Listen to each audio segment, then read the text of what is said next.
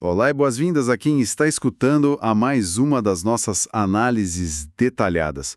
É sempre muito bom ter a companhia de quem busca ir um pouco além da superfície das coisas. Com certeza. Olá para todo mundo. E hoje a nossa missão é desconstruir uma dinâmica que acontece em praticamente todo o ambiente de trabalho. Mas que raramente é tratada com a complexidade que realmente exige, sabe? É um tema espinhoso. Muito. O foco da nossa investigação hoje são os segredos sobre como realmente gerenciar profissionais de alto desempenho. Estamos falando daquelas estrelas da equipe, né? Aquelas pessoas que entregam resultados absurdos. Exato, que parecem carregar departamentos inteiros nas costas. E para estruturar essa nossa conversa, a gente reuniu uma base de conhecimento fantástica hoje. Temos um material muito bom mesmo. Sim, nós temos os conceitos de um material bem aprofundado chamado 22 Gerenciando Estrelas. E para amarrar a teoria com a prática, trouxemos transcrições reais de gestores. Gestores que estão ali no campo de batalha, né? Aplicando táticas diárias com essas equipes. Isso. E o grande gancho que nos traz aqui hoje é a necessidade urgente de derrubar um mito corporativo, que é extremamente perigoso. A ideia meio romântica de que os melhores talentos não precisam de gestão. Essa é clássica. Aquela lenda de que basta sair da frente e deixá-los trabalhar no piloto automático, sabe? É muito bom iniciar a reflexão por aí. Porque essa visão do piloto automático é, na verdade, uma negligência disfarçada de confiança. Nossa, total. Negligência pura. A análise desse material de hoje vai revelar não apenas o nível de exigência que esses talentos fora da curva têm em relação à liderança, mas também o motivo principal pelo qual o abandono gerencial pode ser desastroso. Aquela atitude de deixar a pessoa completamente solta. Exatamente. Deixar solto pode ser a receita perfeita para implodir a dinâmica de uma equipe inteira. Existe toda uma psicologia por trás do alto desempenho que costuma ser ignorada. Ignorada pela simples conveniência de achar que o talento é autossuficiente. É muito mais fácil para o gestor pensar assim. Certo. Então vamos desvendar isso. Porque a narrativa padrão sempre foi muito conveniente para a liderança. A sabedoria de corredor de empresa diz que o funcionário estrela é aquele ser mitológico totalmente automotivado. O unicórnio corporativo. É a pessoa que não demanda atenção, que não gasta os recursos emocionais do gestor. Alguém para quem é possível delegar o projeto mais crítico da década e simplesmente ir dormir em paz. A fantasia do profissional que não gera atrito nenhum. Isso. Mas a gente sabe que não é bem assim. Nem um pouco. E a realidade do dia a dia corporativo estilhaça essa fantasia de forma bem rápida. Com certeza. O que fica evidente ao cruzar essas observações práticas com os dados do 22 Gerenciando Estrelas é uma mudança de paradigma brutal. Gerenciar uma estrela pode exigir o mesmo nível de energia, tempo e desgaste emocional do que tentar reabilitar um funcionário com problemas crônicos de baixo desempenho. Exatamente o mesmo nível de desgaste. É um choque de realidade para qualquer liderança. Espera, isso soa quase como um paradoxo para mim. Como é possível que a pessoa que resolve todos os problemas técnicos entregue o mesmo nível de dor de cabeça que alguém que não consegue entregar o básico? A explicação está no que a gente pode chamar de o lado obscuro da alta performance. Lado obscuro. Gostei do termo. Pois é. Quando alguém entrega resultados excepcionais de forma consistente, mês após mês, essa pessoa entra numa zona de risco. Risco de quê, exatamente? De desenvolver um senso de merecimento totalmente distorcido. O material é categórico ao demonstrar isso. Essas estrelas frequentemente começam a acreditar que o nível de entrega delas justifica um tratamento especial e real. A famosa armadilha do ego em ação. Estamos falando de demandas por recompensas absurdas, isenções de regras e privilégios que simplesmente quebram a equidade da organização. Cria-se aquela mentalidade de, eu trago a maior parte da receita para dentro de casa, ou eu apago os maiores incêndios, logo as políticas do RH não se aplicam a mim. É exatamente esse o pensamento, e o estrago vai muito além de pedir um bônus maior ou ignorar um processo burocrático. O buraco é mais embaixo, né? Bem mais embaixo. A pior consequência que as nossas fontes detalham é a cegueira em relação ao ecossistema da empresa. Como assim? Esses profissionais de alto calibre começam a ter uma dificuldade genuína de enxergar o trabalho invisível dos outros. Eles passam a ver o próprio sucesso como um fenômeno isolado. Como se eles conquistassem tudo sozinhos no vácuo. Exato. E a consequência direta dessa postura é a alienação completa de quem está em volta. Os colegas de trabalho se sentem desvalorizados. Equipes de suporte são tratados como invisíveis. Nossa, isso destrói o clima. Destrói. E em casos mais graves, até o relacionamento com o cliente sofre, porque a estrela se coloca acima de qualquer questionamento. Ninguém pode criticar o gênio. Ninguém. É por isso que é uma gestão dificílima. Requer um pulso muito firme para proteger a cultura da empresa. Mas é preciso colocar as coisas em perspectiva também. Até porque as fontes trazem um toque de ironia bem humano para essa situação toda. A ironia do pragmatismo. Exatamente. Porque apesar de todo esse pacote complexo... O ego inflado, as demandas irreais... Isso. E o risco iminente de destruir o clima da equipe. Apesar de tudo isso, a imensa maioria dos gestores entrevistados ainda prefere lidar com o drama de uma estrela arrogante. É verdade. Eles preferem isso do que a inércia de um funcionário de baixo desempenho. Porque no fim do dia, pelo menos a meta principal está sendo batida, né? O pragmatismo corporativo sempre fala mais alto. O objetivo da liderança nunca é suprimir o talento ou se livrar da estrela. Claro que não. É aprender a canalizar isso. Aprender a canalizar essa energia vulcânica de uma forma que não queime a aldeia inteira. O desafio é entender o mecanismo de engajamento deles. Porque se o microgerenciamento é intolerável para essas pessoas, mas a total falta de supervisão cria pequenos tiranos corporativos. O caminho do meio exige uma engenharia muito específica. E isso abre a nossa próxima grande questão. O que de fato sacia a fome profissional dessas pessoas? Boa pergunta. Porque o horror ao microgerenciamento é universal entre eles. Ter alguém checando planilhas ou questionando pequenos horários é a morte da motivação para um alto executor. Eles odeiam isso com todas as forças. Mas sabendo que abandoná-los num canto também é um erro fatal, qual é a estrutura que eles realmente procuram? O material investigado organiza essa demanda em 3 pilares fundamentais de comprometimento. Vamos a eles então.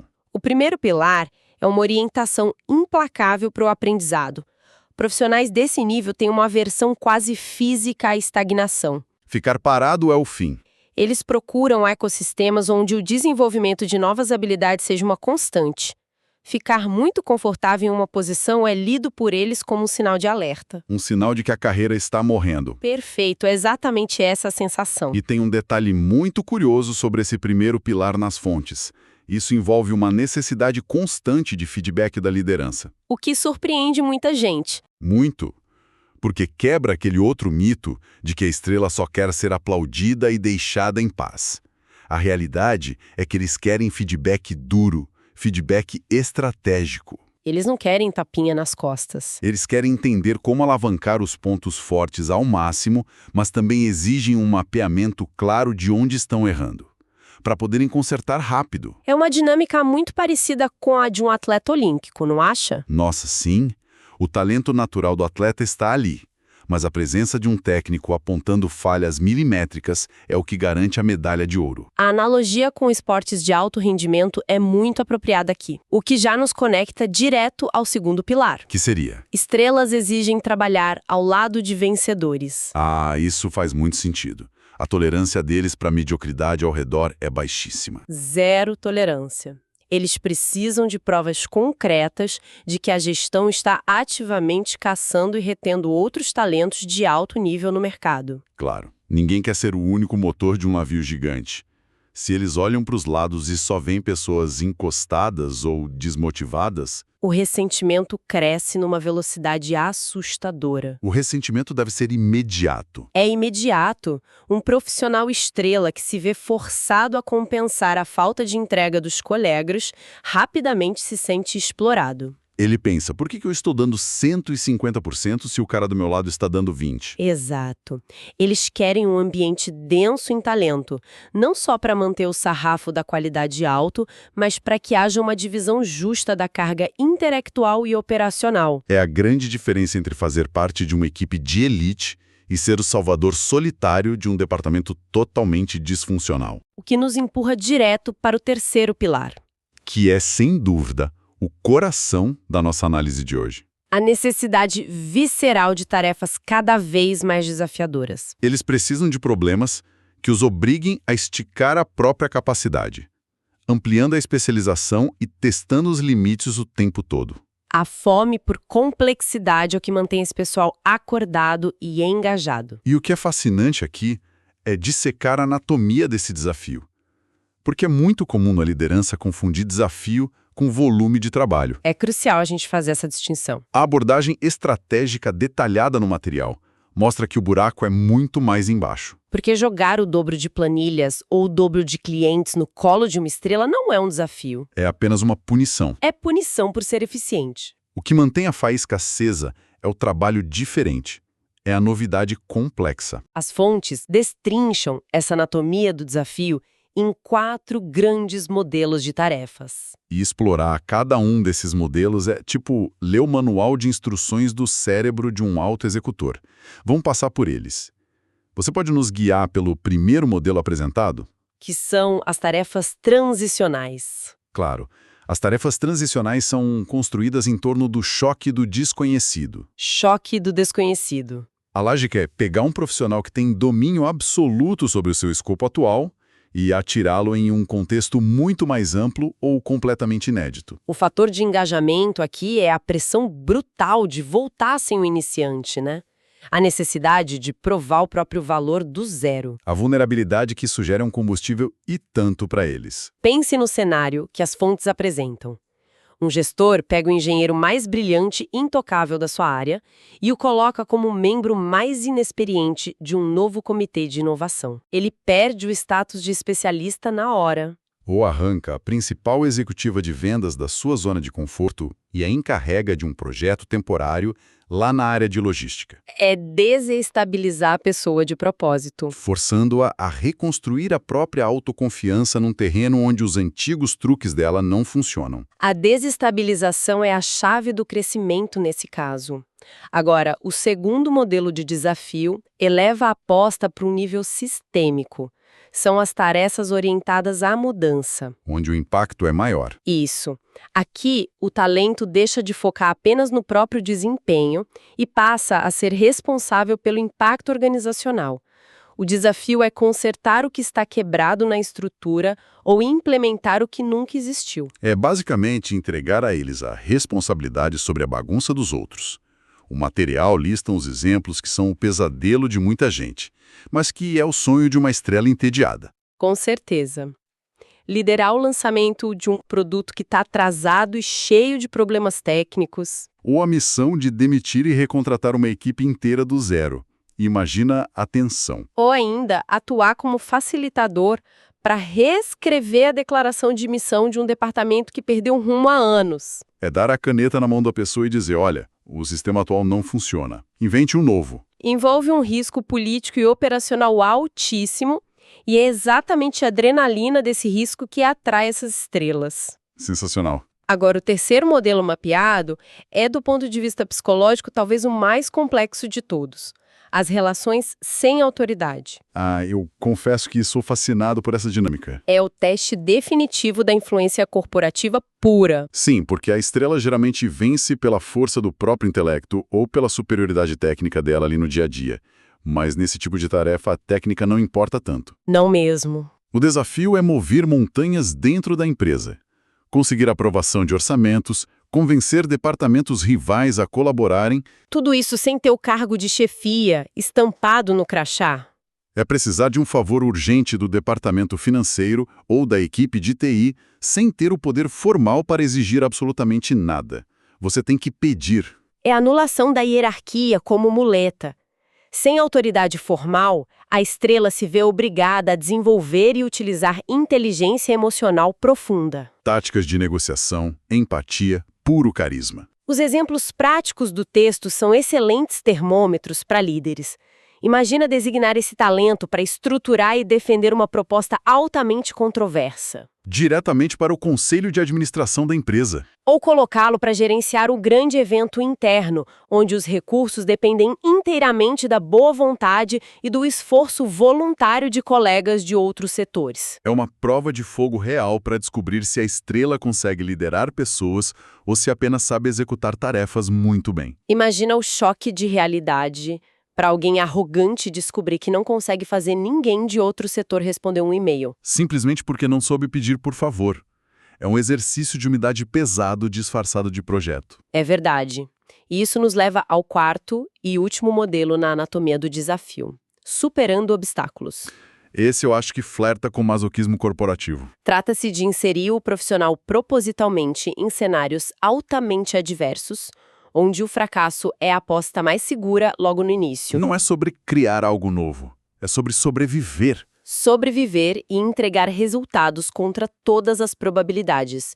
O material aborda situações reais de extrema escassez e atrito. E os exemplos trazidos mostram como isso é visceral.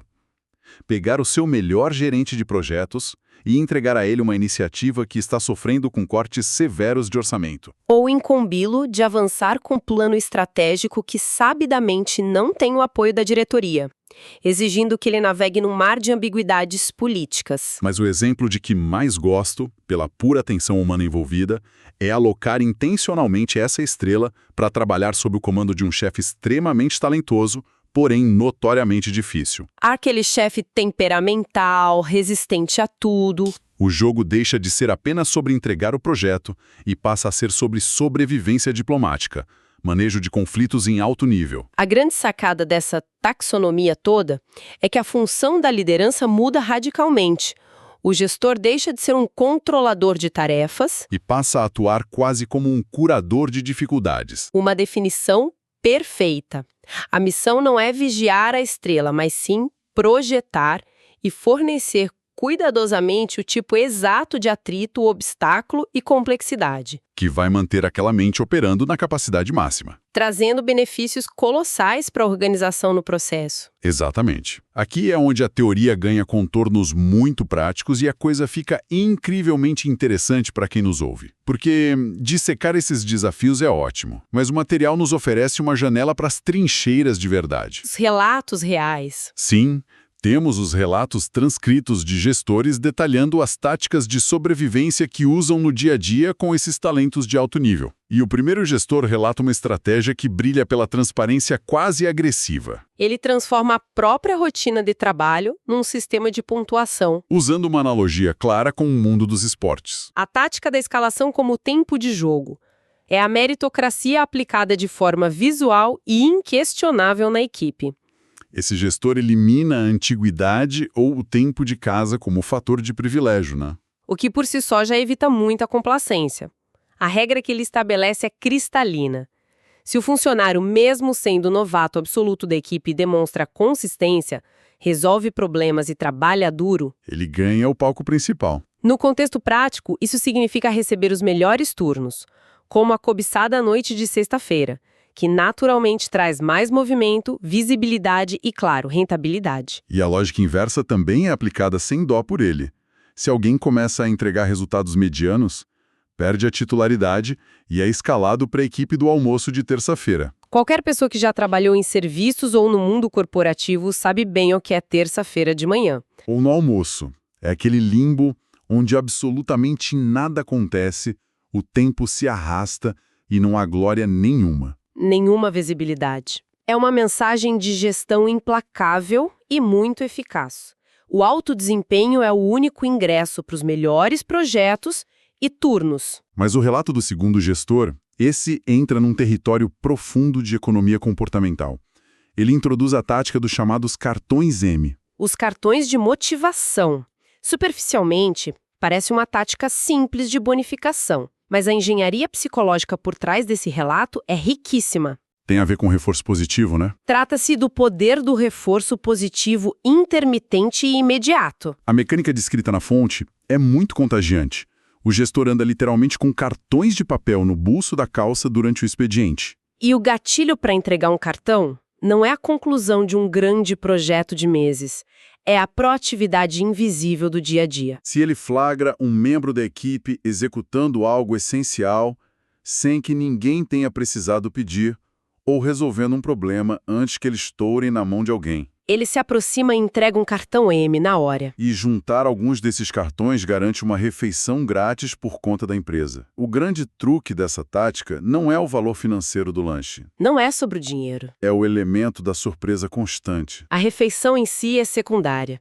O que realmente engaja a estrela da equipe é a liberação de dopamina, causada pela imprevisibilidade desse reconhecimento. E mais do que isso, o cartão é a prova material de que o chefe está prestando atenção. De que não é só piloto automático. Ele subverte a ideia de que o trabalho duro de rotina passa batido. A fonte ainda detalha como esse gestor espalha recompensas tangíveis e imediatas para modular o esforço. Dá um exemplo. Um funcionário que entrega uma qualidade excepcional num turno longo e muito desgastante ganha uma cerveja paga pelo gestor ao fim do dia. Legal. Alguém que encara a brutalidade de um turno duplo de emergência é recompensado com uma refeição providenciada no meio do expediente. É um mapeamento milimétrico do esforço humano sendo recompensado no momento exato em que ele acontece. E conectando esses relatos das trincheiras com toda a psicologia e os desafios que a gente discutiu hoje, fica muito clara a lição central dessa investigação toda. A lição de que a atenção é a principal moeda de troca. Essas micro-recompensas e a gestão visual de quem pega os melhores turnos são ações que provam para a estrela que a liderança está desperta. Eles não estão abandonados num canto. Como a lenda corporativa sugeria, há um acompanhamento constante, validando o esforço extra e garantindo que o tédio não se instale na equipe. O panorama que se desenha para quem acompanha a gente hoje exige uma mudança de postura imediata na gestão. A ilusão de que talentos fora da curva se autogerenciam precisa ser enterrada de uma vez por todas. De vez. Dinâmicas de equipe com profissionais de altíssimo desempenho exigem gestores que trabalhem ativamente. As estrelas demandam aquele feedback do nível de treinador olímpico que a gente falou. Precisam desesperadamente estar cercadas de pares tão competentes quanto elas para não sentirem que estão arrastando âncoras. E dependem de um cardápio infinito de fricção construtiva, seja liderando uma mudança cultural arriscada, influenciando sem nenhum poder formal ou lidando com os piores obstáculos que a empresa tem a oferecer. Negligenciar essa estrutura por comodidade gerencial é abrir a porta para o lado obscuro. A arrogância, a alienação da equipe e um ambiente de trabalho tóxico, onde a estrela se torna intocável e insuportável. Esse é o veredito operacional das nossas fontes. Mas ao amarrarmos toda essa complexidade num quadro maior, surge uma provocação inevitável que transcende o material original. Essa provocação é muito boa. Ficou claro que profissionais desse calibre precisam devorar trabalhos cada vez mais complexos, desconhecidos e adversos para continuarem motivados.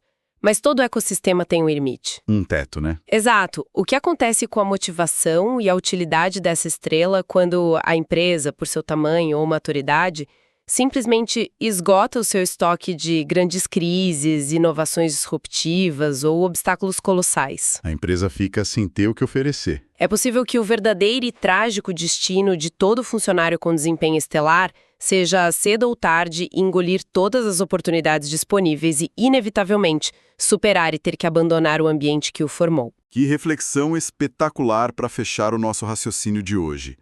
É uma daquelas ideias que muda completamente a forma como olhamos para a retenção de talentos e para o ciclo de vida dentro das empresas. E é com essa provocação de alto nível que encerramos a nossa investigação. Fica o convite para que cada pessoa que está nos escutando avalie as dinâmicas de poder, desafio e reconhecimento nas suas próprias equipes durante esta semana. O óbvio raramente sobrevive a um olhar mais atento. Um grande abraço a quem nos acompanhou, continuem questionando as regras do jogo e até o nosso próximo encontro.